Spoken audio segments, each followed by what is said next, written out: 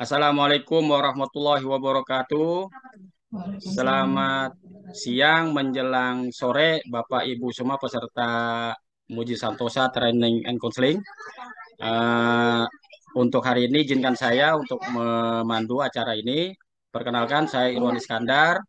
Saya pernah bertugas di PBJ Kabupaten Kutai Timur dan saya sekarang telah bertugas di pemerintah Provinsi Kalimantan Timur di PBJ-nya juga.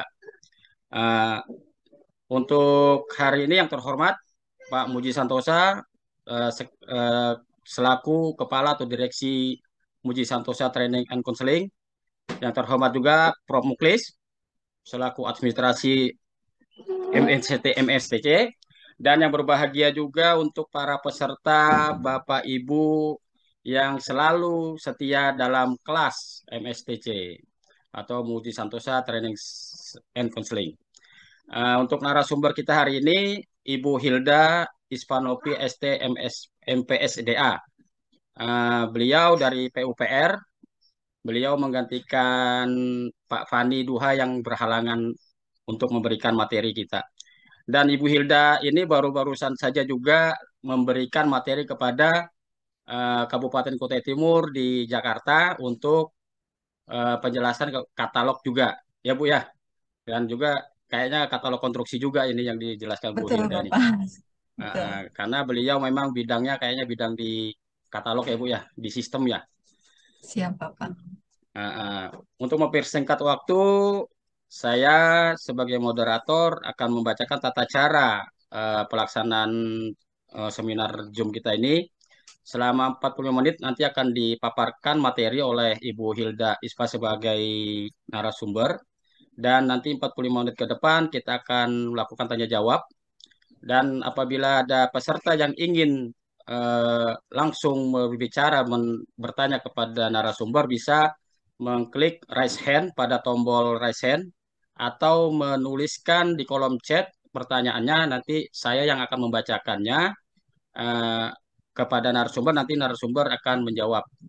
Atau ketika saya mempersilahkan untuk berbicara, ketika di chat di kolom chat itu saya mempersilahkan, silakan untuk peserta eh, berbicara kepada narasumber langsung.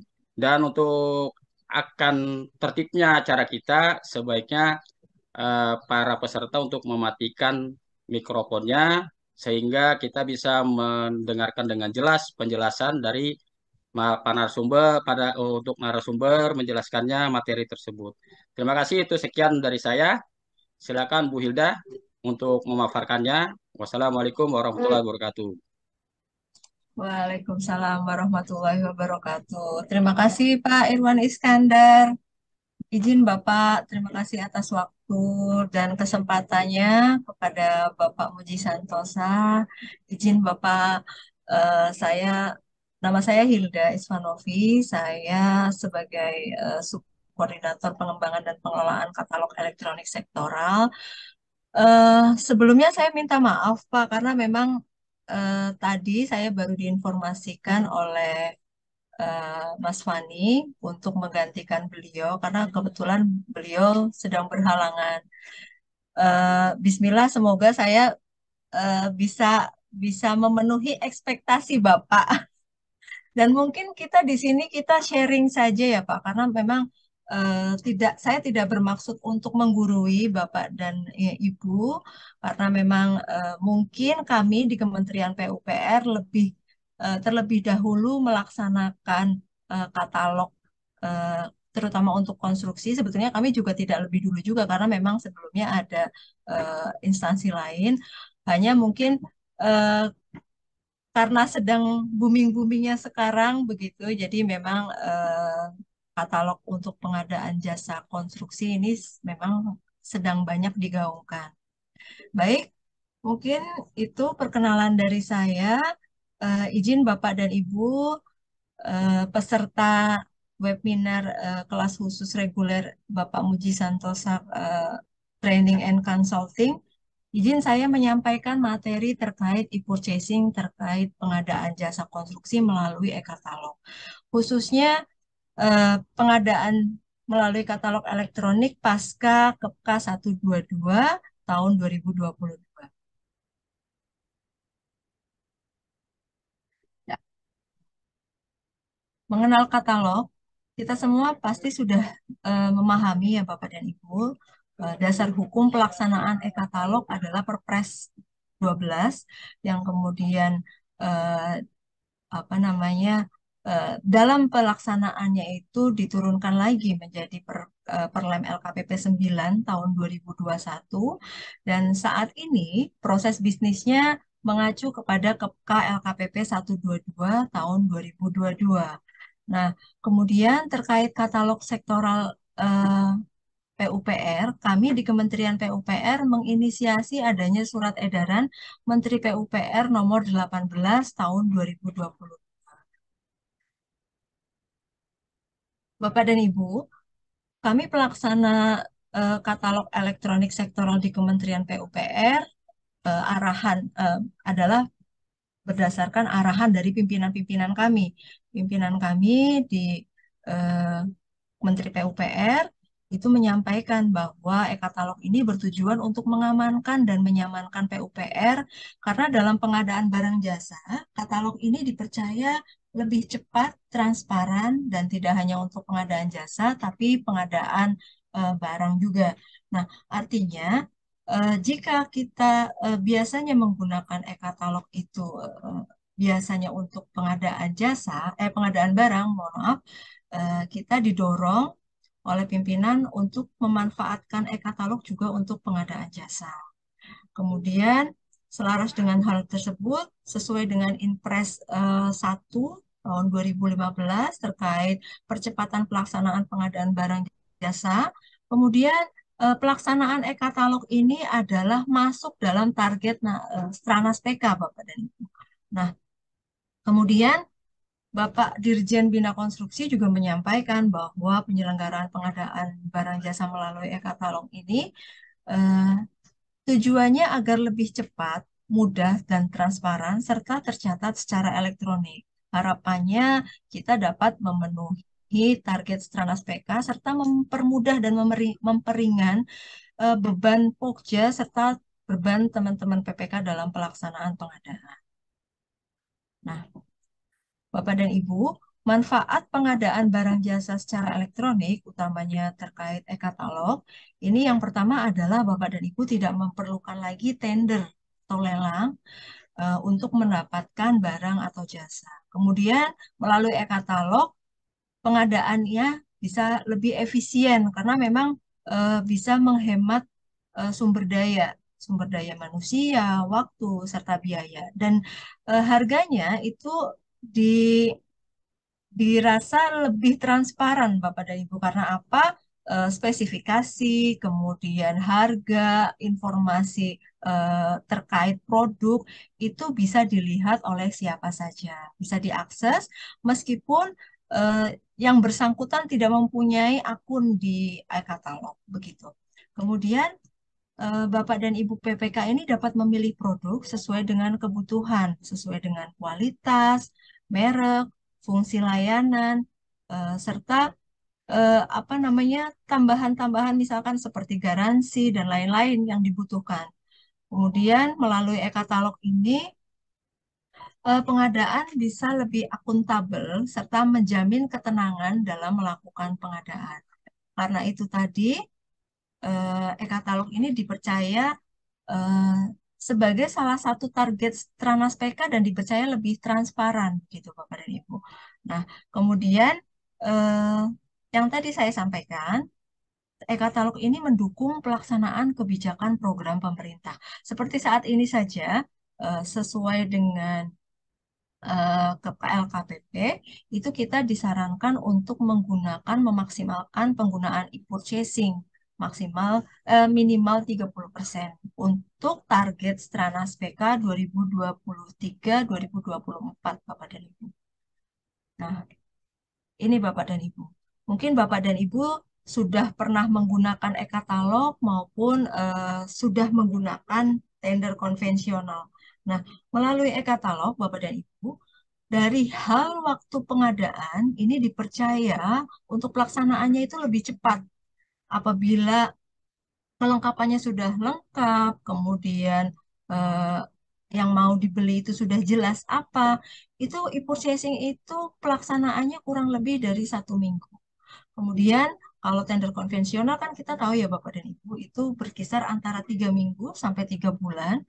Kemudian dari sisi sistemnya, e-purchasing ini transparan dengan harga spesifikasi yang tercantum di sana.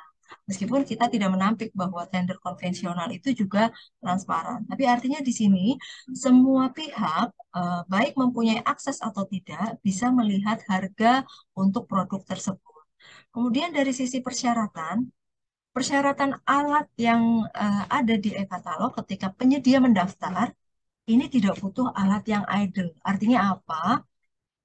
Ini berbeda dengan tender konvensional, di mana alat yang dibutuhkan itu adalah alat yang idle dan dilakukan secara rinci. Apabila alatnya ternyata digunakan di paket yang lain, maka penyedia tersebut tidak dianggap memenuhi. Begitu. Namun kalau di e-katalog, apabila penyedia ini mendaftarkan, kemudian dia belum dibeli, maka alat yang dicantumkan itu tidak butuh idle, personilnya juga demikian. Namun dengan catatan ketika akan melaksanakan paket, akan bertanda tangan kontrak, harus memenuhi seluruh persyaratan. Begitu.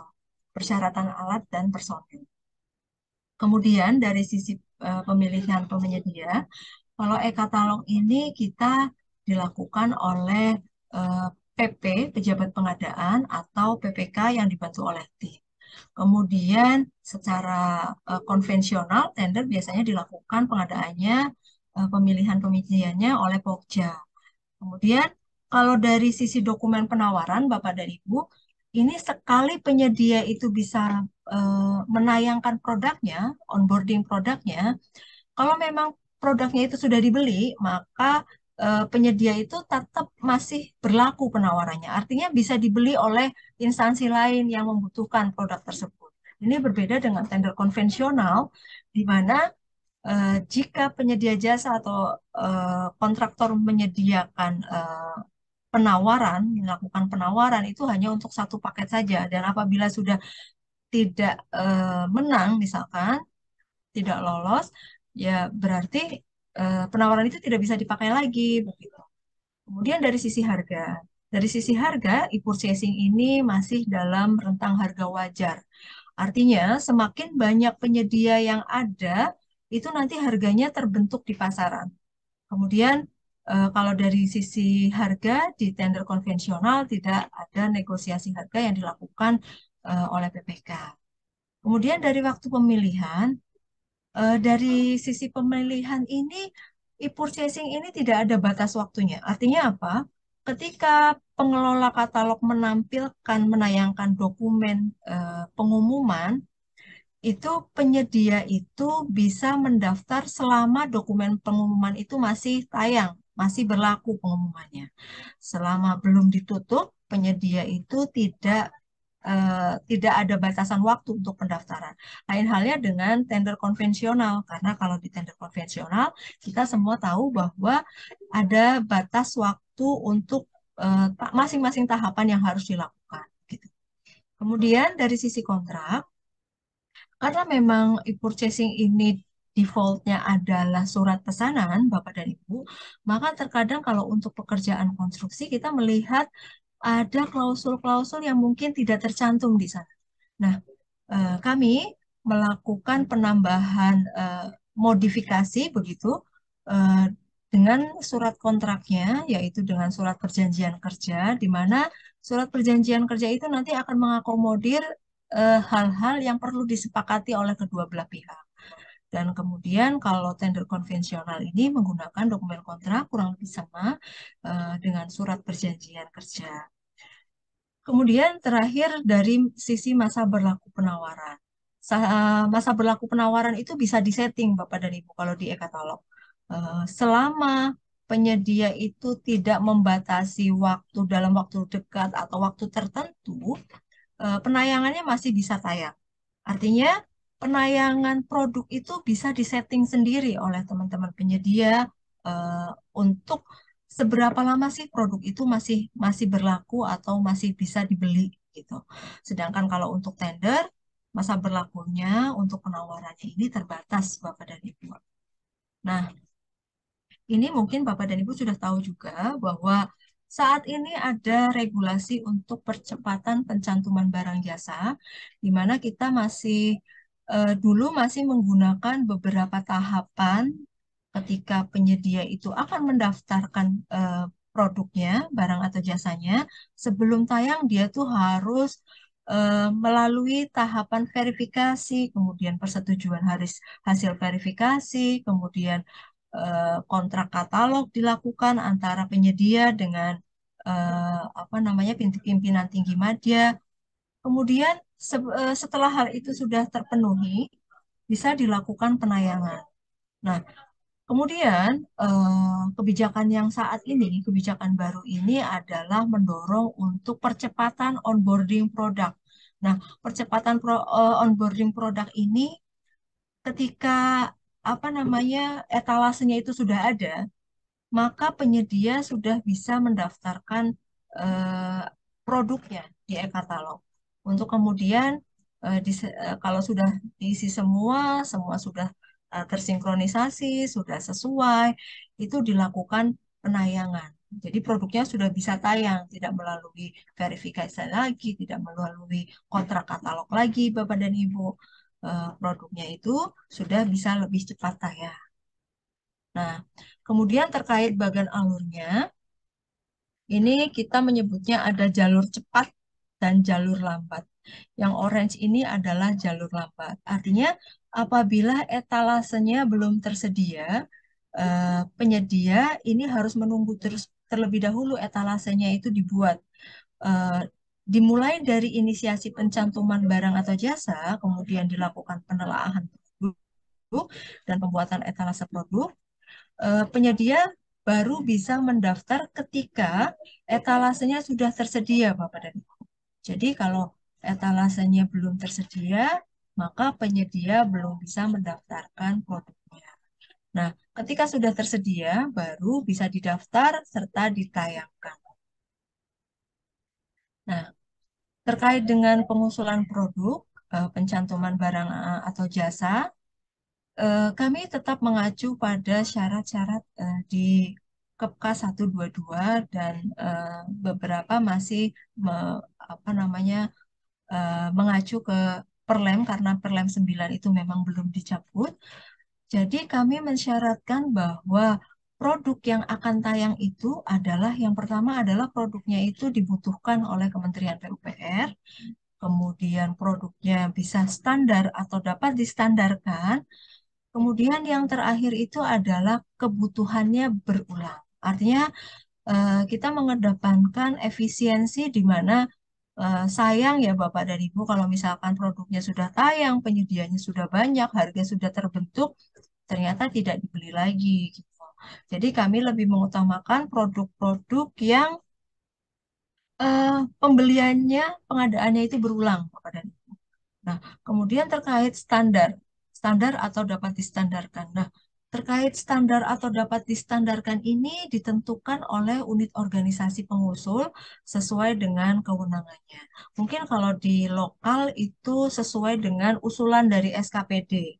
Jadi, kami di pusat, di Kementerian PUPR, kami mendapatkan usulan-usulan untuk produk-produk yang kami nanti akan bersama-sama untuk mendefinisikan eh, apakah produk tersebut itu bisa tayang dan syaratnya apa saja begitu Bapak dan Ibu. Nah, mungkin hal ini juga kurang lebih sama di instansi-instansi lain bahwa syarat-syarat inilah yang menjadi syarat utama serta apa namanya syarat mungkin syarat tambahan yang akan dilakukan pencantuman barang apabila barang itu akan diusulkan gitu. Nah, eh, terkait dengan katalog elektronik lokal, ini kurang lebih sama sih alurnya dengan katalog elektronik sektoral maupun katalog elektronik untuk instansi lain, kayak apa namanya, eh, kalau untuk nasional mungkin LKPP ya, karena LKPP yang eh, mengampu terkait katalog elektronik nasional. Kalau untuk elektronik lokal, eh, kami kurang lebih alurannya seperti ini. Jadi ini kurang lebih sama juga dengan sektoral. Yang pertama kami menyusun tim pengelola katalog di UKPBJ.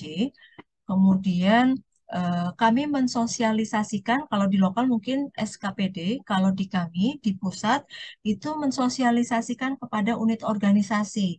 Karena kami ada beberapa unit organisasi teknis, Bapak dan Ibu, jadi kami mensosialisasikan terkait adanya katalog gitu di masing-masing unit organisasi. Kemudian kami menginventarisir serta mengkaji apa saja sih barang jasa yang akan diusulkan di e-katalog sektoral atau lokal begitu. Kemudian dilakukan penyusunan rencana kebutuhan, eh, kemudian dilakukan pengusulan produk dari unit organisasi ataupun SKPD kepada pimpinan tinggi Pratama yang membawahi UKPBJ. Kemudian dilakukan penyusunan dokumen penelaahan produk. Nah, penyusunan dokumen penelaahan produk ini disepakati ditandatangani oleh pejabat tinggi media. Kalau di kami setara eselon 2 atau direktur jenderal begitu. Kemudian dilakukan pembuatan etalase terkait produk, barang atau jasa tersebut. Setelah etalasenya sudah ada, itu bisa dilakukan pendaftaran serta penayangan apabila eh, penyedianya itu sudah bisa melengkapi semua semua syarat-syarat yang kami cantumkan di dokumen eh, pengumuman begitu. Nah, kemudian kalau sudah tayang, selanjutnya produk tersebut bisa dilaksanakan e-purchasing oleh pejabat pengadaan maupun PPK. Nah, ini Bapak dan Ibu, khusus untuk pekerjaan katalog elektronik untuk konstruksi, kita ada tahapan tambahan empil di sini Bapak dan Ibu. Ada market sounding. Jadi setelah dilakukan pendetailan atribut produk, barang atau jasa, kemudian kami susun dokumen penelahan dan pengumuman, kami lakukan market sounding. Market sounding ini fungsinya untuk kita memetakan, memotret supply demand. Jadi kebutuhan kami seperti ini, kemudian kami ingin tahu demand di apa namanya supply di pasaran seperti apa karena kami sebelumnya sudah apa namanya memaparkan, memflorkan bagaimana demand di Kementerian PUPR begitu. Kemudian setelah ketemu nih, kalau misalkan oh ternyata produk ini ada kok di pasaran, banyak kok penyedianya. Kami melakukan finalisasi dan membuat etalase untuk produk barang jasa. Setelah itu baru pendaftaran untuk penyedia serta penayangan produk. Nah, kemudian apabila untuk apa namanya konstruksi yang misalkan kita kan kadang kalau di konstruksi itu kan nggak tahu ya itu nanti wilayah yang akan dibangun seperti apa, kemudian aksesnya seperti apa, kemudian hasil uji tanahnya seperti apa, itu seperti apa, penyedia itu belum tahu. Jadi penyedia itu nanti mencantumkan harga yang umum, artinya belum spesifik untuk wilayah tersebut. Meskipun kami membukanya untuk misalnya dengan harga provinsi yang harus dicantumkan oleh masing-masing penyedia. Nah, ketika market confirmation dilakukan, kita akan merinci lagi bahwa kita akan melakukan purchasing di wilayah ini dengan hasil misalkan uji tanahnya seperti ini, jalan aksesnya seperti ini, informasi proyeknya seperti ini. Itu dicantumkan, kita florkan di sana. Seperti kita kalau misalkan di tender konvensional itu melaksanakan unleasing. Kita menjelaskan kepada penyedia-penyedia yang sudah tayang, terutama itu menjelaskan bahwa paket yang nantinya akan kita bangun nanti seperti apa detailnya. Kemudian setelah itu dilakukan e-purchasing oleh pejabat pengadaan atau PPK. Nah, kalau untuk market confirmation ini biasanya karena memang saat ini penyedia itu sudah bisa mengubah informasi dan harga pada produk yang tayang. Jadi pada saat market confirmation ini, setelah penyedia tahu nih kondisinya nanti seperti apa, kemudian nanti latar belakang apa namanya wilayahnya seperti apa, itu penyedia bisa merubah merubah penawarannya untuk wilayah tersebut. Begitu Bapak dan Ibu. Nah, kemudian kita beralih ke pelaksanaan e-purchasing. Menurut regulasi, purchasing ini dilakukan oleh pejabat pengadaan jika paketnya paling banyak 200 juta, kemudian dilakukan oleh pejabat pembuat komitmen apabila nilainya di atas 200 juta. Nah, kemudian dari sisi metodenya, ada 3 metode yang dilakukan dalam e-purchasing. Yang pertama, dengan negosiasi harga, kemudian selanjutnya dengan mini kompetisi, selain itu dengan kompetitif katalog.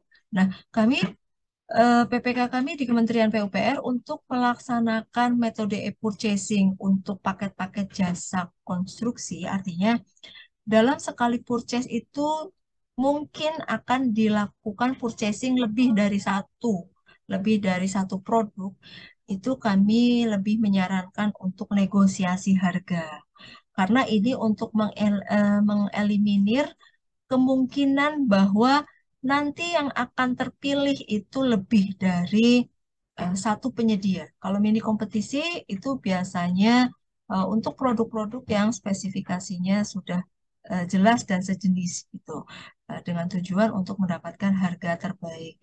Jadi kalau misalkan melalui negosiasi harga eh, ini lebih mudah bagi teman-teman PPK di kami untuk memilih penyedia yang eh, dapat menyediakan produknya secara satu kesatuan begitu pada ini.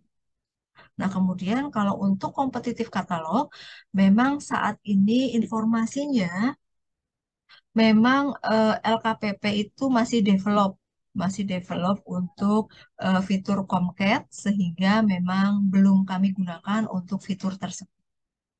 Nah, kemudian dari tahapan metode negosiasi harga, persiapan apa sih yang harus dilakukan oleh PPK?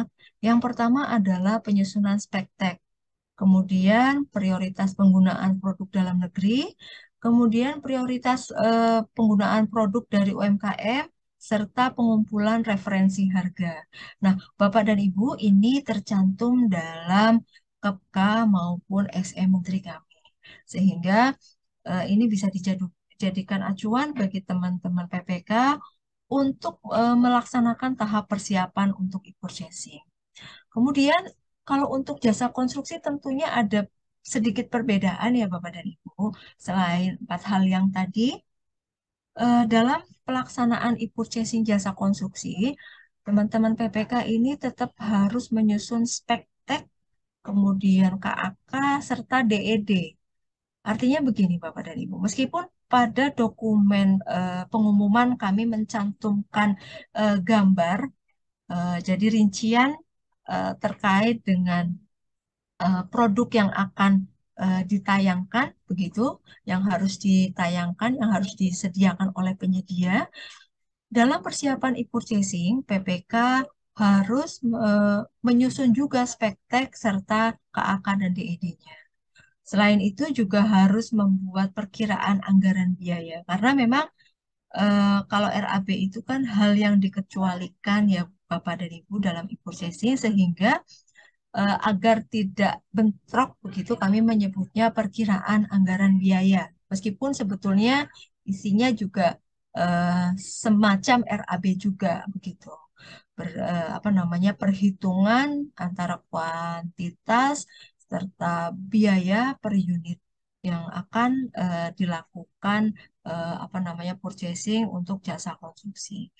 Kemudian PPK juga harus menetapkan rancangan kontrak. Apakah rancangan kontrak itu membutuhkan tambahan klausul-klausul tambahan gitu, ataukah cukup dengan surat pesanan yang ada dicantumkan di eh, apa namanya aplikasinya e-katalog begitu. Kemudian selain itu terutama untuk paket-paket di atas 200 juta Bapak dan Ibu, ini PPK harus apa menetapkan apakah paket ini akan ada uang muka, jaminan uang muka, jaminan pelaksanaan, jaminan pemeliharaan, sertifikat garansi ataupun ada tidaknya penyesuaian harga. Nah, kemudian terkait spesifikasi, eh, kita eh, ya, terkait dengan spesifikasi ini eh, kita mempertimbangkan beberapa hal. Ada beberapa hal yang harus kita pertimbangkan dalam menentukan spesifikasi. Yang pertama, produksi dalam negeri, kemudian produk SNI, kemudian ada tidaknya produksi industri hijau, kemudian apakah penyedia itu menyediakan produk tersebut dengan kuantitas yang kita inginkan, kemudian apakah misalkan membutuhkan penyebutan merek itu juga tetap masih diperbolehkan. Kemudian perkiraan anggaran biaya yang dibuat oleh PPK itu fungsinya untuk menilai kewajaran harga. Kemudian untuk menetapkan batas harga tertinggi, kemudian untuk menetapkan besaran jaminan pelaksanaan. Nah, bentuk kontrak yang nantinya akan disusun oleh PPK ini kalau untuk e-purchasing Bapak dan Ibu, ini untuk e-purchasing kita menggunakan surat pesanan. Baik itu pembelian melalui e-katalog maupun toko daring, ini defaultnya menggunakan surat pesanan. Kemudian untuk klausul-klausul yang misalkan harus dipenuhi dan harus tercantum dalam surat perjanjian, ini kita memodifikasinya menjadi surat perjanjian, sedangkan ini satu kesatuan surat pesanan dan surat perjanjian itu merupakan satu kesatuan kontrak, dokumen kontrak. Begitu ya Bapak dan Ibu. Kemudian dari tahap purchasing, pelaksanaan tadi tahap persiapan. Kemudian pada saat tahap pelaksanaan, ketika akan mengklik memproses di e-katalog, teman-teman PPK harus memeriksa terlebih dahulu terkait status daftar hitam penyedia yang ada di Indaprop. Apakah penyedia ini masih nyangkut daftar hitamnya atau sudah free gitu. Kemudian PPK harus memverifikasi data kualifikasi penyedia apabila penyedia tersebut belum terverifikasi pada aplikasi SIKAM. Kemudian melakukan klarifikasi terhadap spesifikasi teknis, fungsi, kinerja, kemudian ketentuan terkait produk yang tercantum dalam eh, apa namanya katalog elektronik.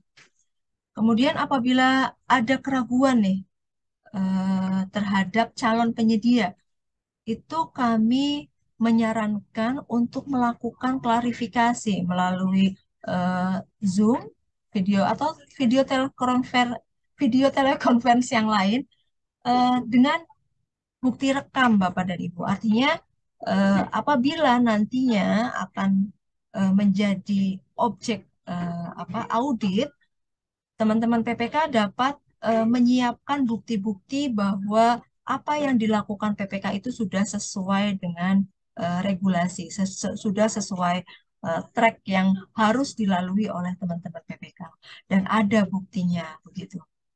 Nah, jadi kurang lebih penjelasan tadi, kurang lebih alurnya seperti ini, teman-teman PPK dalam pelaksanaan e-purchasing melalui negosiasi harga. Yang pertama harus membuat paket e-purchasing pada aplikasi, kemudian melakukan negosiasi dengan memperhatikan referensi harga, kemudian bukti transaksi, terakhir yang tercantum. Jadi Bapak dan Ibu PPK ketika akan melakukan e-purchasing nanti akan muncul di tengah itu harga eh, apa namanya harga terbaik, riwayat harga terbaik dari penyedia. Kemudian negosiasinya juga perlu menegosiasi dengan apa sih layanan teknis pendukung untuk produk tersebut gitu. Kemudian dilakukan negosiasi harga terkait apa namanya mempertimbangkan kuantitas produk, kemudian ongkos kirim, biaya instalasi, serta ketersediaan. Artinya begini Bapak dan Ibu, apabila Bapak dan Ibu akan membeli produk dengan jumlah satu dan selusin, otomatis sebaiknya kan harus nego. Apakah itu negosiasinya terkait dengan layanan teknis atau negosiasi harga?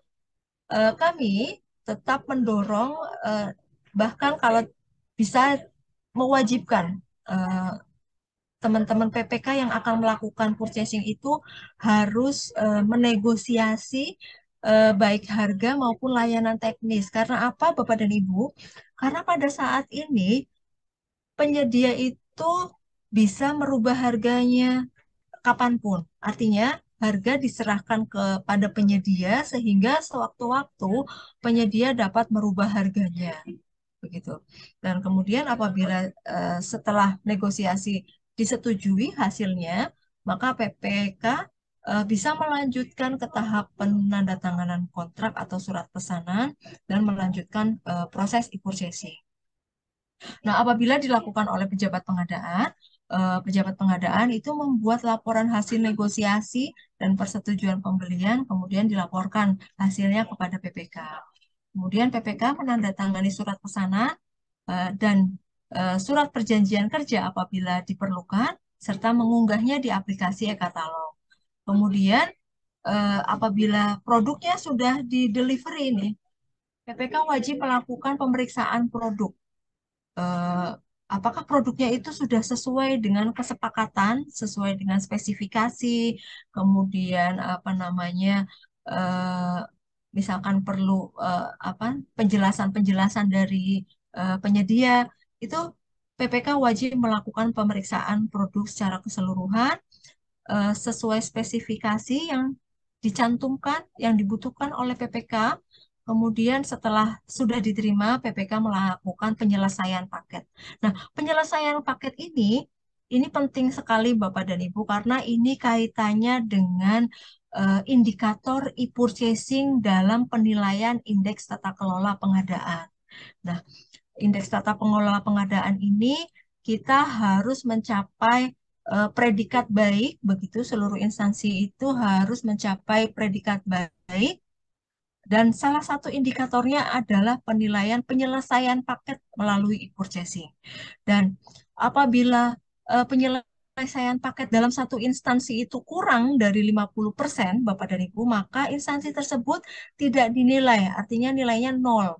Jadi meskipun PPK-nya sudah menyelesaikan semua, tapi pada saat dicek di aplikasi penyedia, PPK-nya itu belum menyelesaikan, maka dianggap bahwa PPK-nya di instansi tersebut masih paketnya menggantung, sehingga eh, misalkan secara keseluruhan total penyelesaian paketnya kurang dari 50%, maka instansi tersebut tidak mendapatkan nilai untuk indikator e-purchasing. Begitu Bapak dan Ibu.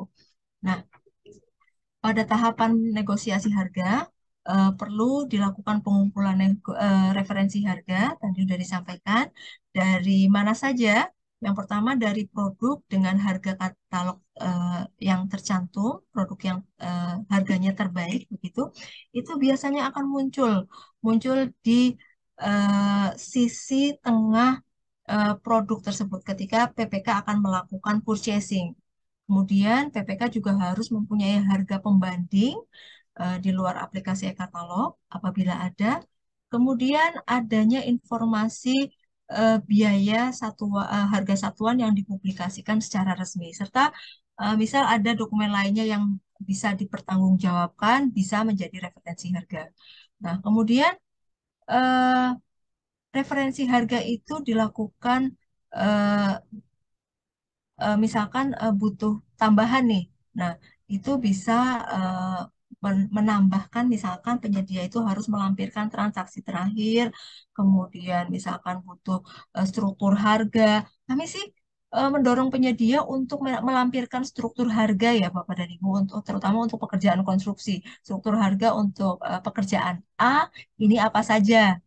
Misalkan apa namanya tenaganya berapa, materialnya berapa, seperti itu, alatnya berapa begitu itu disampaikan dalam aplikasi e-katalog di dalam lampiran, nanti bisa ditemui di sana.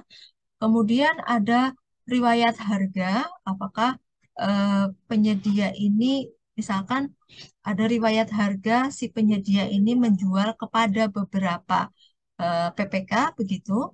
Kemudian dengan memperhatikan juga apakah penyedia itu menyediakan layanan teknis pendukung. Nah, pada tahap persiapan kontrak, ini kurang lebih seperti ini alurnya. Jadi, teman-teman PPK akan membuat kontrak dengan klik tambah kontrak serta membuat surat pesanan. Nah, apabila surat pesanan yang tercantum ini ada beberapa yang tidak tertera di SP di surat pesanan, maka PPK ini bisa mencantumkan klausul-klausul di surat pesanan dengan modifikasi-modifikasi atau menambahnya dengan surat perjanjian kerja Bapak dan Ibu. Nah, kemudian setelah itu dilakukan, PPK melakukan surat perintah mulai kerjanya kapan. Nanti akan dilakukan apa namanya penetapan SMPK-nya kapan. Kemudian PPK membuat surat perjanjian kerja beserta lampiran-lampirannya. Misalkan harus dilampiri dengan gambar-gambar, misalkan harus dilampiri dengan ketentuan-ketentuan tertentu. Ini nanti diunggah menjadi satu kesatuan dokumen kontrak. Nah, bentuk surat pesanan ini nanti seperti ini, Bapak dan Ibu. Eh, apa namanya? Ini tercantum di aplikasi e-katalog. Dan misalkan dibutuhkan apa namanya penambahan penyesuaian klausul, ini bisa dilakukan juga. Dan apabila misalkan dibutuhkan jaminan pelaksanaan, ini bisa dicantumkan di apa namanya surat pesanan. Dan apabila dibutuhkan, Bapak dan Ibu perlu memodifikasi surat pesanan itu, bisa dimodifikasi dengan surat perjanjian kerja atau kontrak. Nah, kemudian hierarkinya seperti apa? Yang pertama itu adalah adendum. Apabila Bapak dan Ibu ada adendum, kemudian misalkan apa namanya dilengkapi dengan surat perjanjian, itu menjadi hierarki selanjutnya serta surat pesanan. Ataupun eh, di sana misalkan dibutuhkan syarat-syarat khusus dan syarat-syarat umum kontrak di dalam perjanjian tersebut. Itu menjadi hierarki selanjutnya dalam satu kesatuan dokumen kontrak. Nah, dalam hal penambahan atau pengurangan volume dan lain hal dan lain-lainnya, ini teman-teman PPK bisa melakukan adendum kontrak. Nah, namun adendum kontrak yang diperbolehkan itu maksimal adalah 10% dari harga kontrak. Nah, kemudian bisa dilakukan juga apabila ada penambahan atau pengurangan jenis pekerjaan. Kemudian untuk jasa konstruksi ini penyedia memberikan jaminan pelaksanaan dari 5% dari nilai kontrak dan melaksanakan pemeliharaan selama 3 bulan untuk pekerjaan semi permanen dan 6 bulan untuk pekerjaan permanen sejak PHO. Nah, mungkin ini sekilas saja ya Bapak dan Ibu progres katalog sektoral PUPR. Saat ini sudah ada 29 etalase yang kami usulkan sendiri. Artinya ini adalah sektoral PUPR. Dan masing-masing sektoral ini mempunyai pekerjaan jasa konstruksi. Artinya untuk sektor bidang SDA ada pekerjaan untuk konstruksi, bina marga juga ada, cipta karya maupun perumahan. Nah, saat ini total purchasing sudah mencapai 9,9 triliun, serta untuk instansi lain yang memanfaatkan eh, katalog kami, alhamdulillah nih kami bisa apa namanya bermanfaat juga untuk teman-teman di instansi lain. Artinya produk kami juga dipesan oleh instansi lain.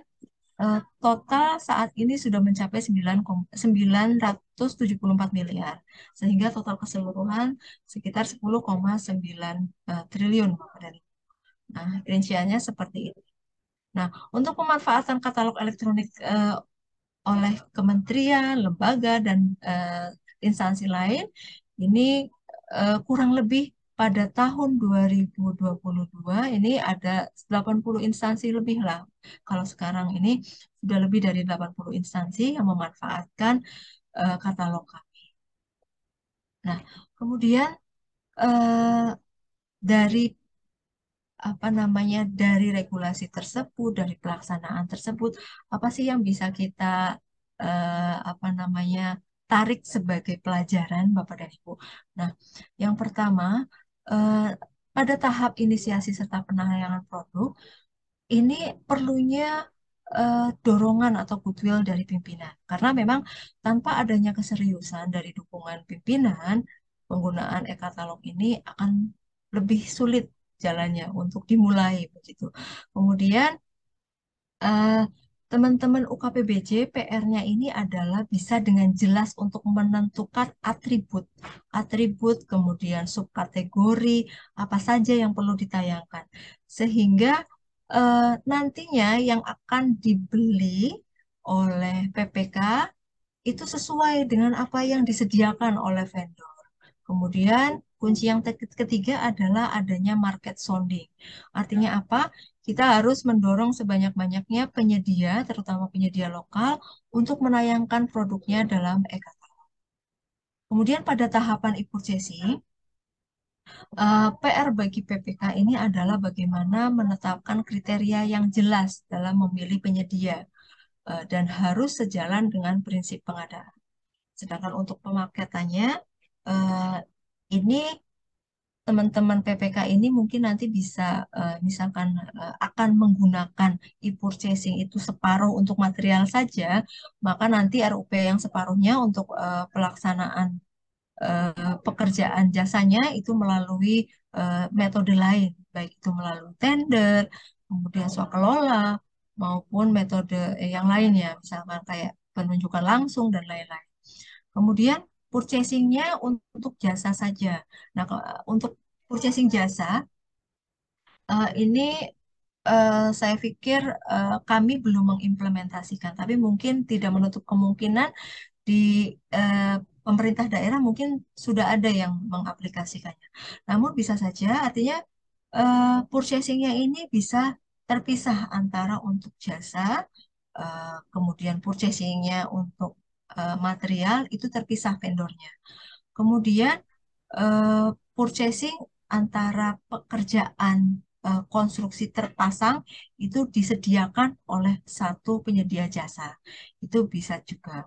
Nah, kemudian ketentuan yang lain adalah PPK untuk menjamin kehati-hatian ini harus mengcapture proses untuk e-purchasing, karena pada saat ini penyedia dari eh, manapun itu tuh bisa mendaftarkan asalkan dia sudah bisa memenuhi persyaratan, penyedia itu bisa mendaftarkan produknya, sehingga produk di dalam e-katalog itu sangat dinamis, dan vendor itu bisa mengganti kapanpun dia akan mengubah isi etalasenya, sehingga agar informasinya bisa diterima kalau misalkan nanti akan diadakan audit, maka PPK harus mengcapture sesuai dengan saat dia melakukan purchasing.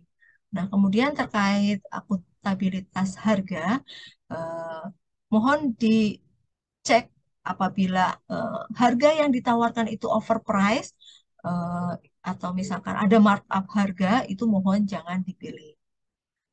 Kemudian Ibu, maaf, mohon maaf Bu, bisa dipercepat Bu.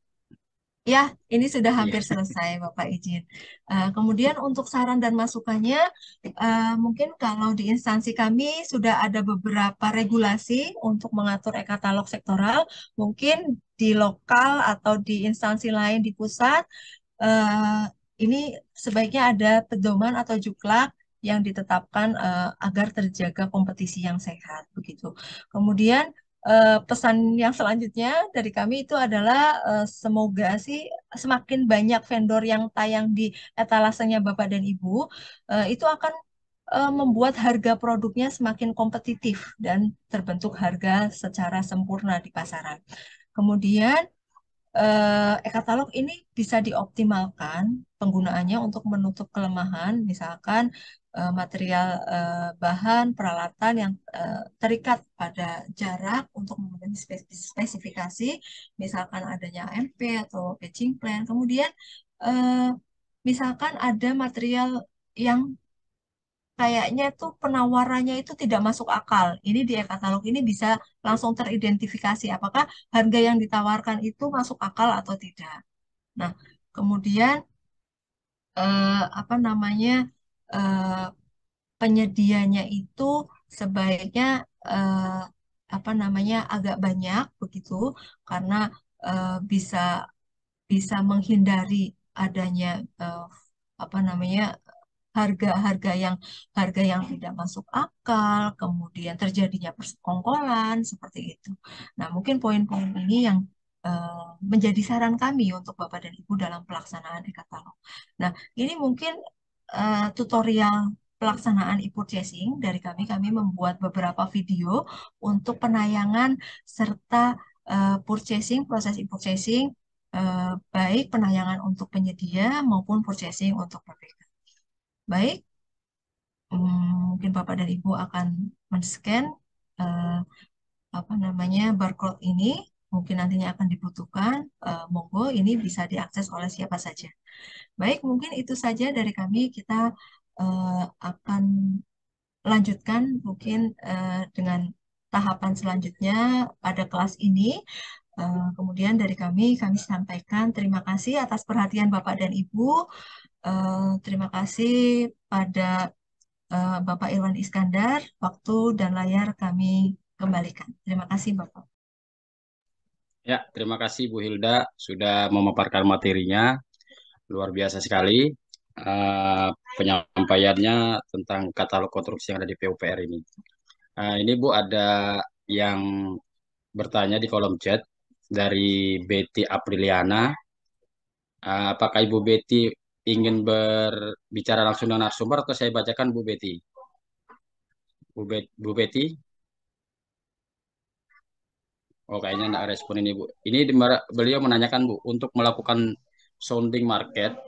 Ya, Ibu Bet, sounding Bu market. Betty sudah gabung, Pak Irwan. Silakan Ibu Betty menyampaikan langsung. Halo, selamat siang Ibu. Siang. Ibu, itu Selamat terkait siang, sounding, Ibu. ya, itu terkait sounding market, Bu. Kan kita mungkin dalam waktu dekat ini mau ada penambahan etalase buat pemeliharaan jalan. Nah, kalau misalnya sounding market itu tahapannya seperti apa? Lalu ke depannya nanti apakah kami boleh untuk mengundang penyedia-penyedia yang sudah selama ini aktif di tender di kita gitu. Diperbolehkan atau tidak? Itu aja Bu sebentar. Baik. Izin Pak Moderator, apakah saya Silakan, Bu. mengumpulkan langsung dijawab ya Bapak izin? Langsung aja dijawab ya biar singkat waktu. Baik, terima kasih. Salam kenal Ibu Betty. Jadi terkait Ya, dengan market sounding, tahapan apa aja yang harus ditempuh dari kami di UKPBJ. Jadi biasanya kami mengumumkan bahwa akan adanya pembukaan etalase untuk pekerjaan tertentu begitu. Nah, eh, itu nanti kami umumkan di SPSE dan diberikan link begitu. Link untuk penyedia bisa mendaftar bahwa kami akan membuka peserta. Ini sebelum undangan disampaikan ya Bu ya. Kita akan membuka pendaftaran peserta untuk market sounding, misalkan pekerjaan jalan di sini ya. Gitu. Nah, kemudian dari peserta yang pendaftar itu, kami biasanya melakukannya beberapa hari pembukaan pendaftaran, begitu. Kemudian dari situ kita menyampaikan ke pihak mana saja, baik ke asosiasi maupun penyedia-penyedia lain yang baru, sangat baru, itu kami menyampaikan agar semakin banyak penyedia yang terinformasikan, maka semakin bagus untuk nantinya etalase kami diisi.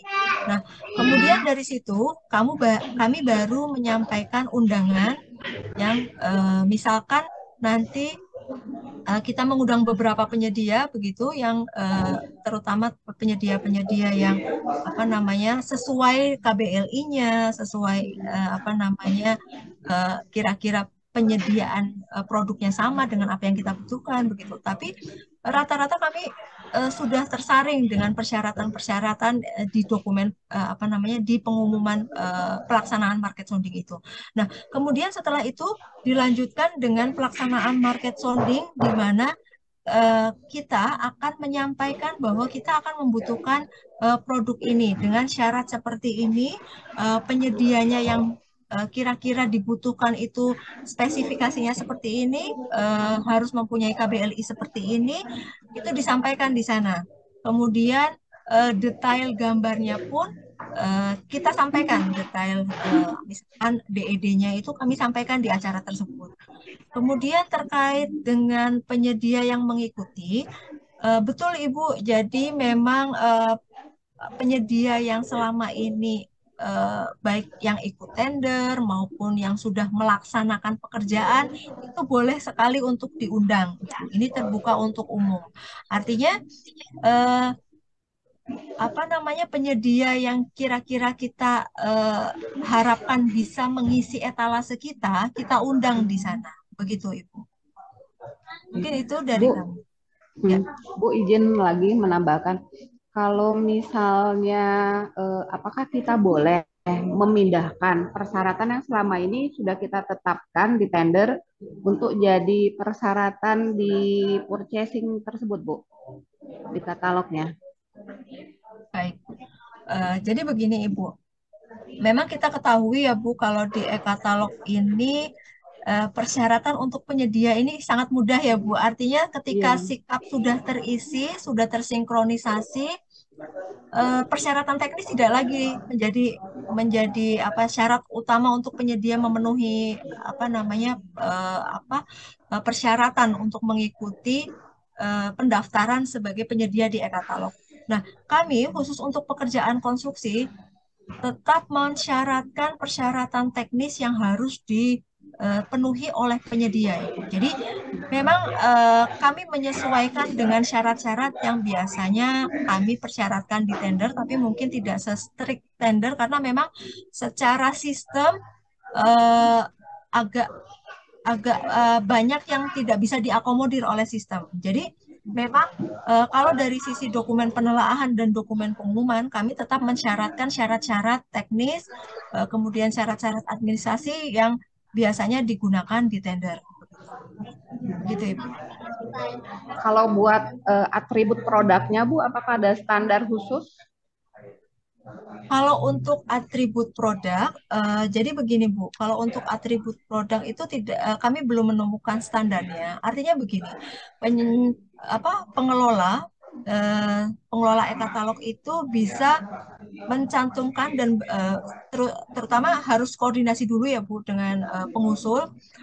Kira-kira apa sih yang harus dipenuhi oleh penyedia eh, yang nantinya akan dipilih PPK untuk memilih produk dan dia sudah ngerti dari pas pandangan pertama begitu Bu istilahnya PPK sudah harus klik dulu nih sama penyedia. Nah, apa yang membuat mereka klik? Ya atribut-atribut itu. Penyedianya kalau misalkan ngisinya ngasal-asalan, kemudian nggak diisi begitu, itu kan kurang kurang menarik begitu ya Bu untuk PPK. Jadi akan diragukan apakah si penyedia ini bisa memenuhi atau tidak. Kadang kami atribut kami melampirkan kayak misalkan pekerjaan itu apa namanya termasuk apa saja keterangan dari pekerjaan itu termasuk lingkupnya apa saja itu di sana itu dicantumkan di atribut yang harus diisi oleh penyedia.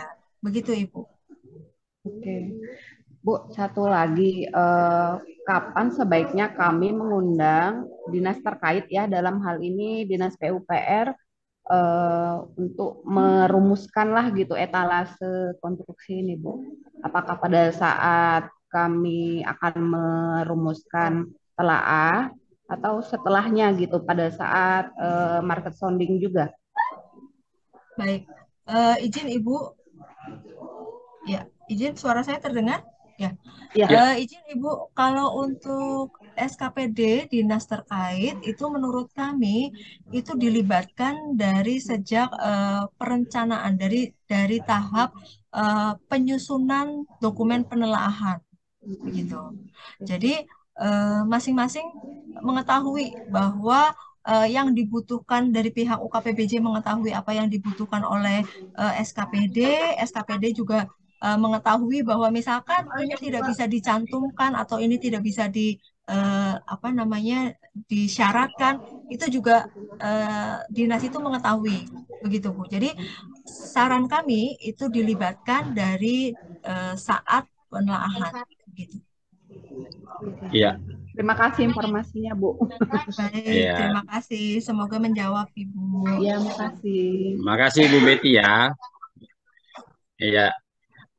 Mungkin sedikit saya tambah Bu Ilda, kalau untuk penelaah itu sebaiknya memang dari dinas yang mengusulkan dulu ya, Betul, baru betul, UKPBJ memprosesnya. Jadi dinas betul, sudah terlibat duluan gitu loh kan. betul, betul. Apa kebutuhannya mereka, disitulah Apa kita tuangkan di kebutuhan? telahnya. Iya.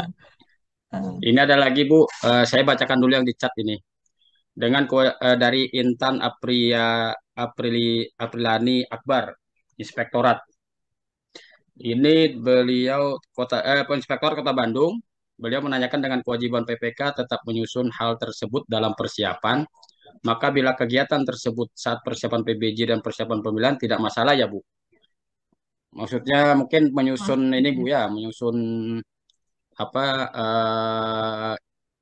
justifikasi teknisnya ya untuk ke katalog tuh mungkin seperti itu ya.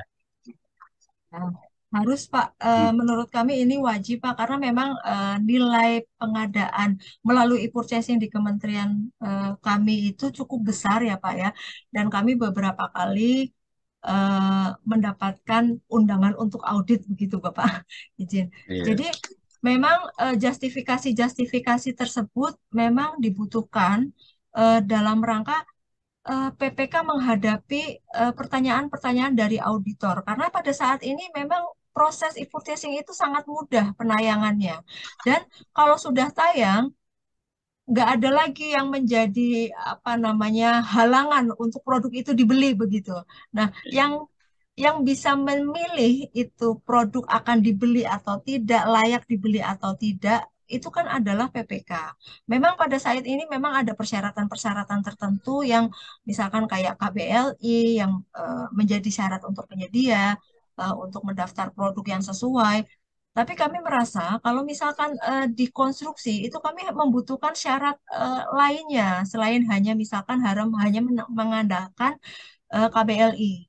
Itulah kenapa untuk memenuhi apa namanya prinsip kehati-hatian karena memang saat ini eh, regulasi saat ini kan resiko itu agak lebih berat ya di PPK begitu Bapak. Karena memang kalau untuk regulasi yang dulu eh, resikonya lebih terbagi karena mengalami proses pemilihan oleh Pokja yang pertama kali dulu e-katalog dimunculkan, kemudian mengalami juga verifikasi oleh tim verifikator dan tanda tangan kontrak, itu lebih lebih apa ya? Lebih tahapannya lebih rinci begitu. Jadi ketika produk itu tayang bisa bisa diyakini bahwa produk itu sudah mengalami kurasi begitu. iya, Nah, oleh karenanya saat ini PPK harus lebih hati-hati, kemudian harus melengkapi justifikasi-justifikasi teknis apa yang nantinya akan dijadikan acuan dalam pemilihan penyedia dalam produk yang akan nanti dia beli. Begitu, Bapak. iya. Ini ada satu lagi Bu. Setelah itu kita beralih kepada Raisen dari Juhirman PUPR Kota Padang. Nah, ini Bu, instansi pembinaan Ibu nih, Iya, PUPR. Izin baik. Mbak Hilda, bagaimana dengan penilaian teknis atau metode pelaksanaan pada tahapan apa kita bisa menilai metode pelaksanaan yang ditawarkan penyedia memenuhi ketentuan pekerjaan. Jadi artinya di katalog ini mungkin dibutuhkan metode pelaksanaan, Bu. Apa bisa sebagai penilaian metode pelaksanaan tersebut? Ya, silakan Bu Hilda. Baik, terima kasih. Izin Pak Zuhirman, terima kasih atas pertanyaannya. Jadi pada apa namanya pengusulan katalog di sektor PUPR di kami untuk pekerjaan konstruksi ini lebih banyak untuk pekerjaan-pekerjaan yang simpel, yang standar, simpel, kemudian bisa distandarkan begitu. Dan ya, dan begini Bapak, jadi memang untuk metode pelaksanaannya kami mengacu ke spesifik kayak misalkan kalau di pekerjaan preservasi begitu, pekerjaannya Bina Marga, kami mengacu ke spesifikasi umum Bina Marga. Jadi standarnya ada di situ. Nah, kemudian dari sisi penyedia nih, kami menyiapkan subkategori tertentu yang tetap mengacu ke spesifikasi umum Bina Marga. Kemudian pada atributnya kami mensyaratkan apakah penyedia ini paham dengan lingkup pekerjaan. Jadi diisi lingkup pekerjaannya untuk penyedia itu apa saja. Jadi dari lingkup pekerjaan itu bisa diketahui apakah penyedia itu bisa melaksanakan pekerjaan atau tidak. Kemudian kami juga melampirkan di dokumen sebagai lampiran dokumen pengumuman juga melampirkan spesifikasi umum Bina Marga begitu yang bisa didownload oleh penyedia untuk acuan eh, penyedia dalam pelaksanaan pekerjaan begitu. Ya, ya, kita beralih ke Resen Bu ya. Ini ada Rizky Nur Fitri. Ibu atau Bapak? Silakan, Ibu atau Bapak Rizky Nur Fitri.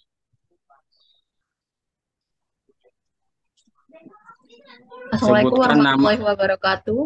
Ya, Waalaikumsalam warahmatullahi wabarakatuh. Dari mana Ibu? Kalau Perkenalkan suaranya saya sudah kedengaran. Ya, saya Rizky dari Dinas PUPR Kabupaten Probolinggo. oke, silakan Ibu Nur Ini Fitri. mohon izin bertanya karena kita juga masih belajar untuk e-katalog. Sekarang proses di Pemda kami sudah sampai di pendaftaran penyedia di e-katalog melalui UKBBJ. Nah, sekarang yang kita tanyakan itu untuk proses di pelaksananya nanti. Jadi nanti misalnya kan e-katalog ini menggunakan surat pesanan, berarti masih bisa dilampiri dengan kontrak seperti kontrak tender dan PL seperti biasanya. Terus untuk isi kontraknya itu untuk pembayaran prestasi. Apa masih boleh memakai dengan sistem termin atau memang pembayaran sekaligus di akhir ketika pekerjaan itu sudah selesai? Itu yang kita perlu pertanyakan. Terus satu lagi, karena kan kita untuk produk, kemarin melalui penelaan produk, kita sampaikan ke penyedia atau melalui telah produk tersebut, bahwa item atau produk yang ditayangkan nanti memang kita minta kita minta sesuai dengan analisa harga satuan pekerjaan sesuai Permen PUPR nomor 1. Jadi nanti kita untuk pelaksanaannya, jadi kan kita ada RAB, HPS, sorry. Jadi ada HPS, ada item pekerjaan yang kita minta, kita akan memilih sesuai produk yang ditayangkan di e-katalog, jadi kan sesuai nih. Jadi nanti kontraknya juga kita enak. Ketika ada CCO, masih bisakah dilakukan CCO atau perubahan? Itu yang kita perlu pertanyakan karena kita juga masih baru belajar proses ini, jadi belum ada gambaran untuk terkait kontrak maupun bayarannya nanti. Seperti itu, Wilda. Mungkin cukup. Ya, Ya, wassalamualaikum warahmatullahi wabarakatuh. Waalaikumsalam warahmatullahi wabarakatuh. Sebenarnya tadi di slide-nya Ibu Hilda sudah Bu Fitri. Bahwasannya kontrak dibikin juga di luar daripada aplikasi dan CCO dapat dilakukan. Tapi lebih jelasnya lagi lebih baik Bu Hilda lah yang jelaskan. Silakan Ya. Bu Hilda. Oke, terima kasih Bapak. Terima kasih Bu Rizky atas pertanyaannya. Izin saya menjawab. Nanti ingatkan kalau ada yang terlewat ya Bu. Jadi terkait kontrak tadi sudah disampaikan oleh Pak Irwan juga. Memang di e-katalog ini menggunakan surat pesanan Bu. Jadi defaultnya surat pesanan di mana kadang tidak tercantum SSUK, SSKK, kemudian jaminan-jaminan, atau klausul lain yang harus disepakati. Padahal kontrak itu wajib disepakati oleh kedua belah pihak untuk dijadikan acuan dalam pelaksanaan. Nah, ini terutama untuk pekerjaan konstruksi ini kami menggunakan dokumen kontrak apa namanya tambahan selain surat pesanan begitu, itu berupa surat perjanjian kerja yang disepakati begitu, apabila ada klausul-klausul juga dicantumkan di sana. Kemudian apakah misalkan dalam pelaksanaannya itu membutuhkan jaminan-jaminan, itu dicantumkan di sana. Karena biasanya untuk pekerjaan konstruksi di atas 200 juta kami mensyaratkan adanya jaminan begitu. Begitu Ibu. Kemudian kalau untuk pembayaran atau termin, betul Ibu, kalau misalkan dalam intinya itu harus tertuang di kontrak, Ibu. Jadi preferensi PPK saja kalau misalkan akan dilakukan apa namanya pembayaran secara langsung sekeluruhan sekaligus itu ya monggo. Atau misalkan kalau di kami itu karena nilainya besar harus ada terminnya sesuai dengan progresnya pembayarannya, itu monggo. Jadi asalkan begini Ibu, itu apa namanya mekanisme pembayarannya itu tercantum semuanya di kontrak, begitu. Jadi bisa termin, bisa sekaligus. Tapi rata-rata kalau untuk pekerjaan konstruksi biasanya menggunakan termin yang biasanya dari hasil opnam di lapangan itu sudah berapa persen, itu pembayarannya mengikuti eh, itu. Yang tentunya di awal sudah didefinisikan mau eh, berapa sih pembayaran yang bisa ditagihkan oleh penyedia apabila penyedia itu sudah melakukan pekerjaan berapa persen progresnya begitu. Kemudian terkait penelaahan produk sesuai dengan permen. Iya Ibu, kami setuju kalau misalkan nanti Ibu menyusun penelaahan produk sesuai dengan analisa harga begitu. Jadi itu akan mempermudah PPK dalam melakukan misalnya purchasing untuk pekerjaan tertentu. Dia tinggal milih seperti misalkan untuk pekerjaan apa namanya pondasi, dia pekerjaan struktur bawah dia butuh apa aja. Misalkan harus galian seberapa, kemudian apa namanya sirtunya berapa, pekerjaan pondasinya berapa, dan lain-lain sebagainya. Itu akan lebih memudahkan PPK dalam misalkan nantinya akan kuantitas yang dibutuhkan itu lebih dari yang dia pesan. Nah, itu dia bisa menambahkan lagi melalui e-katalog begitu. Eh, dengan hal tersebut itu PPK bisa menambah dan mengurangi pekerjaan yang betul-betul dia butuhkan di lapangan. Jadi memang dimungkinkan untuk menambah dan mengurangi di adendum. Eh, Namun catatannya itu maksimal dengan nilai maksimal 10% dari total kontrak. Gitu. Sesuai kita mengacu tetap sesuai kepada regulasi yang ada. Begitu Ibu, ada pertanyaan yang tertinggal nggak, terlewat nggak Bu? Insya Allah sudah cukup, Bu. Terima kasih banyak untuk Baik, sharingnya. terima kasih. Oke, sami-sami Ibu, terima kasih. Makasih Bu Nur Fitri. Ya Ya, ini ada lagi yang raise hand, Pak Yudi. Silakan Pak Yudi. Dari daerah mana Pak Yudi sebutkan dan dari instansi apa?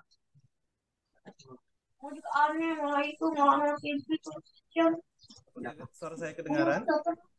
Ya, kedengaran Pak Yudi. Ayo. Ya, selamat siang. Terima Ya. kasih Pak. Perkenalkan, nama saya Pak Yudi.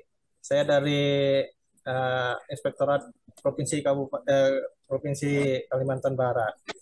Adapun yang saya tanyakan ya ini tentang katalog ini, saya ambil contoh aja yang seperti ini. Jadi terdapat paket kegiatan konstruksi berupa pembangunan gedung pemerintah yang dilakukan secara e-purchasing. Berdasarkan e-katalog, dipilihlah salah satu perusahaan, di mana dalam surat pesanan tersebut, semua item kegiatan dilakukan oleh satu perusahaan tersebut. Secara e-katalog, perusahaan tersebut memang memiliki etalase untuk semua item kegiatan, kecuali untuk beberapa item seperti instalasi listrik dan sebagainya. Tuh. Nah, yang jadi pertanyaan kami, karena ini nilainya besar, apakah diwajibkan juga ini untuk jaminan pelaksanaan? Terus bagaimana dengan pemeliharaannya nanti? Pemeliharaannya, apakah dibutuhkan jaminan pemeliharaan dan sebagainya? Itu yang untuk jaminan. Terus untuk sistem pembayarannya juga, karena di surat pesanan yang sudah dibuat itu, pembayaran dilakukan secara pesanan sesuai nilai pesanan. Sementara jika dilihat dari volume kegiatan yang terpasang, kemungkinan nanti ketika kita melaksanakan pemeriksaan dan sebagainya, ternyata volume terpasang itu tidak seperti yang di dalam SP. Ternyata namanya 100 kubik. Dari hasil hitungan kita, seandainya kita lihat ternyata hanya 80 kubik. Itu bagaimana nantinya? Apakah bisa ini apakah bisa diadendum seperti itu untuk sistem pembayarannya? Ini kita mohon penjelasan lah. Terus untuk pesanan yang telah dibuat dan ditandatangani kedua belah pihak secara offline nih, ternyata setelah dilakukan penyedia sudah melakukan pemesanan, namun secara online ternyata PPK tersebut tidak mengupload surat pesanan tersebut. Terus apakah kontrak yang ditandatangani secara offline oleh kedua belah pihak tersebut sah, itu Pak? Karena belum terupload secara offline, secara online di katalognya. Sementara si penyedianya sudah melakukan pemesanan. Terus yang selanjutnya Pak, jika ternyata dalam surat pesanan tersebut setelah bertanda-tangan kita lihat ada kekurangan dan sebagainya yang membutuhkan penjelasan lebih lanjut, karena bagaimanapun juga katalog ini di daerah kita ini baru gencar-gencarnya, mungkin awal-awalnya nih, mungkin lebih banyak kurangnya. Dan untuk lebih sempurnanya lagi, apakah bisa kita merekomendasikan untuk dilakukan adendum supaya klausul-klausul dalam surat pesanan tersebut lebih jelas, mungkin dilanjutkan dengan seperti apa namanya nih, perjanjian kerja dan seperti itu Pak. Mungkin itu aja dari saya. Terima kasih Pak. Mohon penjelasannya. Terima kasih Pak Yudi. Ini dari Inspektorat Pak Yudi ya? Ya Inspektorat. Jadi ini dari sistem, kayaknya sistem pengawasannya yang ditanyakan Pak Yudi ini. Jadi dari apa?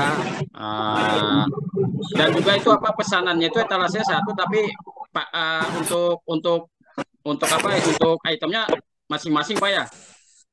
Etalase cuma satu aja, cuma itemnya yang di dalam etalase itu ada lagi Mas, macam-macam. Gimana Pak? Etalase satu, bangunan negara, tapi ada di dalamnya itu ada item-item lagi. Untuk perusahaan tersebut dia membuat banyak etalase. Gitu. Oh, banyak etalase. Ya, ada semua itu untuk item pembangunan gedung itu lengkap ya. Semua ada beberapa gitu. yang tidak ada. Iya, iya. Ya, gimana itu Ibu Hilda tanggapannya, Bu?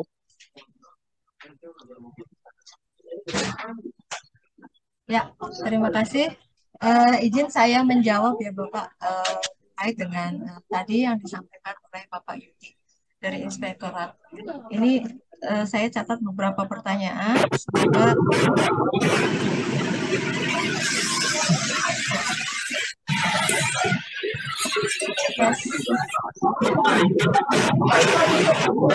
suaranya bocor. Mute dulu aja Pak Yudi, di unmute aja Pak Yudi. Ya, silakan Bu. Ya, terima kasih. Saya mencatat ada beberapa pertanyaan terkait dengan pembangunan gedung oleh satu penyedia. Ini saya jawab sependek pengetahuan saya ya Pak. Jadi berdasarkan pengalaman kami di Kementerian PUPR, memang yang seperti saya sampaikan tadi, itu tidak semua pekerjaan pembangunan itu dikatalogkan. Karena apa? ada banyak batasan-batasan di e-katalog yang tidak bisa diakomodir kalau kita mencantumkan terlalu banyak begitu. Dan apabila variasinya terlalu banyak itu sangat tidak kami sarankan begitu. Kemudian terkait dengan jaminan pelaksanaan, jaminan pemeliharaan itu seperti apa?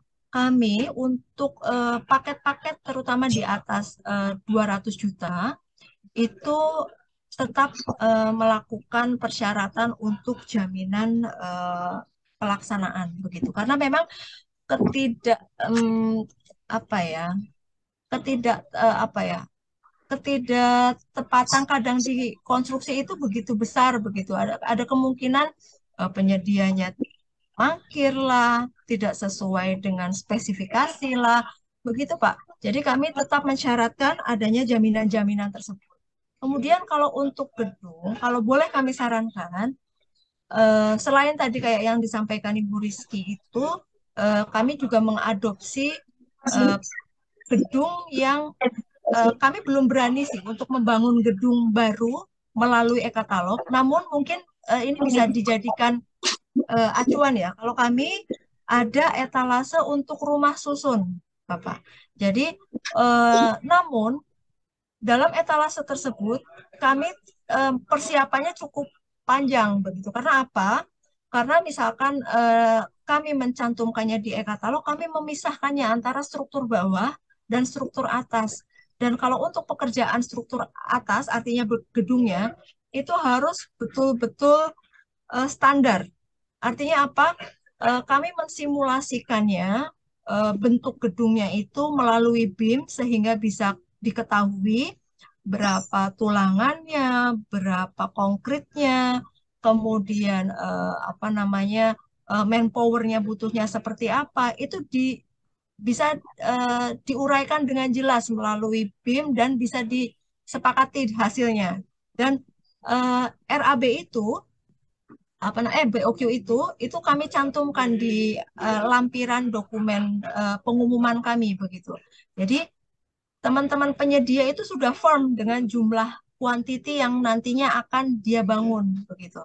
Namun dalam kasus Bapak mungkin bayangan saya nih belum jelas kolomnya berapa, beton totalnya berapa, kemudian tulangannya berapa itu mungkin belum jelas Bapak. Sehingga ini akan menjadi keraguan bagi apa namanya, jangankan inspektorat, PPK-nya aja mungkin ada ragu juga, Bang. Betul. Eh, Menurut saran kami, kalau misalkan hal seperti itu sebaiknya PPK itu membuat semacam kayak BOQ yang jelas begitu. Jadi BOQ yang sudah fix, yang bisa dijadikan acuan, terutama struktur atasnya ya, yang bisa dijadikan acuan bagi penyedia, bisa dijadikan acuan juga bagi teman-teman inspektorat, dan itu juga bisa dijadikan acuan dalam hal apa namanya audit begitu Pak. Jadi ada kesepakatan kuantiti yang nantinya akan dibangun begitu. Nah, itu sebaiknya di awal sebelum kontrak. Jadinya disepakati dulu Bapak. Nah, kemudian terkait dengan kontrak tadi, sistem pembayaran. Betul Pak, untuk kontrak itu bisa dimodifikasi dengan mencantumkan misalkan akan dilakukan mekanisme pembayarannya seperti apa, apakah melalui termin, kemudian termin berapa saja yang bisa diajukan pencairan, penarikan apa namanya dana, begitu pembayarannya seperti apa, itu harus dicantumkan, harus disepakati oleh kontrak. Kitabnya kontrak kalau sudah melakukan apa namanya perjanjian itu semuanya mengacu kepada kontrak dan itu harus tercantum kepada kontrak di awal. Kemudian kalau untuk kontrak yang sudah ditandatangani tapi belum terupload, apakah itu bisa dijadikan acuan atau tidak? Izin Bapak, jadi kalau secara sistem itu bahkan belum mulai Bapak. Itu pekerjaannya itu malah seharusnya kontrak dulu malah diupload, baru bisa diproses. Karena nantinya ini kaitannya dengan pelaporan terkait progres pada e-katalog. Jadi kalau misalkan kontrak belum disepakati, artinya progresnya itu masih dalam negosiasi, begitu Bapak. Nah, eh, kalau misalkan kita acuannya kepada proses e-purchasing di sistem, artinya itu belum kemana-mana, belum Iya. dianggap itu sudah terkontrak, begitu Bapak. Nah, kemudian apabila sudah tanda tangan namun belum ada penjelasan lebih lanjut, apakah bisa diaddendum? Kalau menurut saya bisa, Bapak. Bahkan ketika kontrak sudah diupload dan harus disepakati beberapa klausul, itu bisa diadendum kontraknya. Gitu. Jadi, menurut hemat kami, sebaiknya dilihat lagi kontraknya, kesepakatan-kesepakatan apa yang harus disepakati oleh penyedia dan PPK, kemudian prosesnya apabila memang dibutuhkan lampiran-lampiran yang harus menjadi penjelasan kontrak ataupun harus ada SSKK, SSUK, itu sebaiknya dicantumkan. Mumpung kontraknya belum ditayangkan, belum diupload, Bapak. Upload. Betul, Bapak. Jadi eh, istilahnya argonya itu belum jalan. Kalau Ya. misalkan ya, kalau misalkan apa namanya kontraknya itu belum diupload, artinya eh, Bapak PPK ini boleh saja sih apa ya, mengakomodir beberapa hal yang harus disepakati sih Pak. Misalkan harus dirombak lagi atau diadendum lagi kontraknya, ya monggo saja. Bisa jadi eh, butuhnya itu karena memang di surat perjanjian itu nggak tercantum, ya Bapak boleh memodifikasinya dengan surat perjanjian kerja. Begitu Bapak. Mungkin itu dari kami. Semoga dapat menjawab pertanyaan Bapak. Iya. Juga mungkin ini Bu ya, di aplikasi e-katalog tuh kalau belum di-upload kontrak itu dia juga ada pemberitahuan sebenarnya di situ. Betul, seharusnya Ada pemberitahuan surat gantung ya pesanan Pak. belum di-upload. Iya. Jadi masa PPK enggak tahu kalau itu belum di-uploadnya kan seperti itu. Betul, seharusnya ada Ya, notifikasi Bapak. Ya, ada notifikasinya ya. Ya, bagaimana Pak Yudi? Baik, Pak. Terima kasih, Pak. Saya rasa Ya, cukup. terima kasih Pak Yudi ya. Nah, ini kita beralih ke kolom chat lagi nih Bu, karena yang raise hand sudah tidak ada. Ini selamat siang dari Pak Aditya Wibawa Mukti. Selamat siang, izin bertanya. Saya dari PUPR Kabupaten Serang nih Bu, mengenai jaminan pelaksanaan e-purchasing. Bagaimana jika penyedia tidak berkenan membuat jaminan pelaksanaan? Karena jaminan dikecualikan untuk e-purchasing. Terima kasih. Kalau saya tidak kontrak ini Bu, kalau nggak mau dia bikin jaminan, ngapain? Ya Bu, silakan Bu. agak ngeri sedap ya Pak. Kalau konstruksi nggak pakai jaminan ya Pak. Iya. Betul. Ketidaktentuan di konstruksi itu menyebabkan kita tuh harus jagani di beberapa sisi, Bapak. Mohon izin. Jadi mungkin jawaban saya untuk Pak siapa tadi, Pak Pak Aditya. Aditya. Aditya, baik. Mungkin seperti ini, Bapak. Kalau untuk jaminan, kalau misalkan penyedianya itu tidak apa namanya mau memberikan jaminan, sebetulnya kami ada regulasi terkait apa namanya pemberian jaminan khususnya untuk pekerjaan konstruksi yang dilakukan metodenya melalui purchasing. Jadi begini Bapak, karena memang e-purchasing itu dulunya lebih lebih banyak digunakan untuk apa namanya produk barang begitu. Jadi mungkin kelewat nih jaminan nggak diatur di sana. Namun regulasi kami di SM Menteri serta apa namanya ada di Juknis kami itu eh, mensyaratkan adanya jaminan terutama untuk paket-paket di atas konstruksi di atas 200 juta harus ditentukan adanya jaminan. Nah, sebagai latar belakang adanya ini, kami mengeluarkan surat edaran dan sebaiknya juga di instansi-instansi terkait itu juga mengadopsi eh, adanya persyaratan adanya jaminan begitu. Karena eh, apa namanya kalau nggak ada jaminan kan kita agak kurang yakin ya apakah si penyedia itu dapat menyelesaikan pekerjaan sesuai dengan spek atau tidak. Nah, kalau memang penyedianya tidak mau, kalau di kami, kalau karena kami sudah ada pedomannya, kami akan tinggal itu penyedia, Pak. Kami akan beralih ke penyedia lain yang menyepakati klausul-klausul yang kami tentukan, begitu, Bapak. Dan kebetulan karena memang penyedia di kami untuk satu etalase itu lebih dari satu, begitu kami jadi mempunyai pilihan untuk beralih ke penyedia lain yang apa namanya dapat menyepakati klausul-klausul. Jadi kalau misalkan kita khawatir untuk penyedianya itu tidak berkenan, kita kalah dong Pak sama penyedia, kan kita yang kasih kasih pekerjaan kok Iya, kok penyedia yang mau ngatur-ngatur. Begitu iya, Pak, izin Bapak. iya dah. Terima kasih Bu Hilda. Ini Baik, terima waktu kasih. juga yang memisahkan kita nih Bu. Padahal asik ini sebenarnya diskusinya. Ya, Terima kasih Bapak. sudah waktu 16.30. Kalau di saya di sana mungkin 15.30. Sudah waktunya kita mengakhiri acara kita hari ini. Mungkin ada yang ingin disampaikan oleh suhu kita yang ketua kepala direksinya MSTC ini. Silakan Pak Muji, ada yang disampaikan Pak. Terima kasih Pak Irwan. Dari penyampaian Wilda tadi, kita harus mempersiapkan diri kita ya, situasi dan kondisinya. Apakah kita siap melakukan pekerjaan konstruksi secara katalog? Kalau tidak, berarti mungkin kita perlu belajar dulu nih. Berikutnya kita tidak cukup dengan praktek-praktek kita biasanya tadi, ya ada namanya sing market dan sounding market dan sebagainya perlu dilakukan.